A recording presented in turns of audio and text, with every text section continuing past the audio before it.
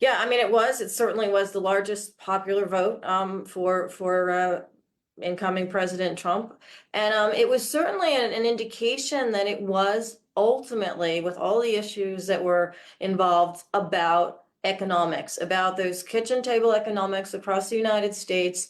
Nearly every county that consolidated for Trump or flipped was feeling more inflationary impact relative to wages than they had 4 years earlier. And so the old Reagan question that Trump posed as well, are you better off than you were 4 years ago? And a lot of the consolidation around the campaign was that people said, no, we're not.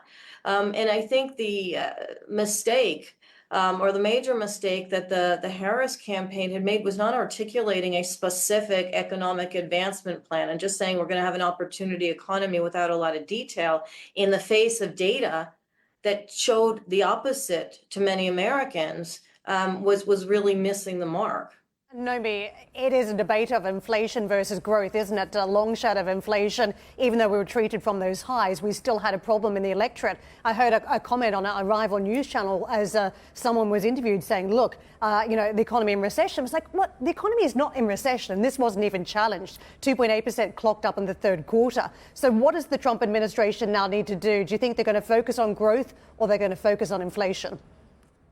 I actually think they are going to focus on growth, but it's also important to note that the inflation number, the last print of inflation was a 2.2% core PCE against a 2.8% projected growth in GDP for the last quarter. If you look at that, and as a growth adjusted by inflation, we're really flatlining as an economy. And again, that is what people felt, even though it isn't how these sorts of headlines get discussed. You sort of isolate the two. People don't feel that isolation. They feel the combination.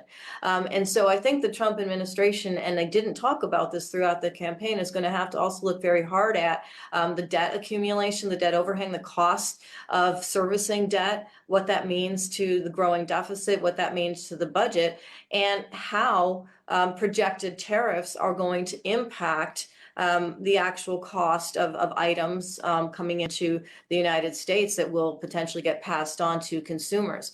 So they have to focus on growth as well, though, in order to sustain the next election, right? In order to sustain, well, it won't be Trump. He can only do 2 terms. But however it is that the Republicans want to position themselves relative to the economy, will have to include growth plans. Yeah, sorry, we're cramming through this as well.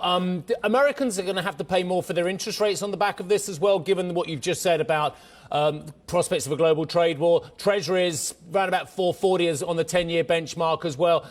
Is this going to stay the hand, not this time, but of whoever's in charge of the Fed going forward? And I say whoever's in charge as well, because that will be a big question going forward as well under Trump.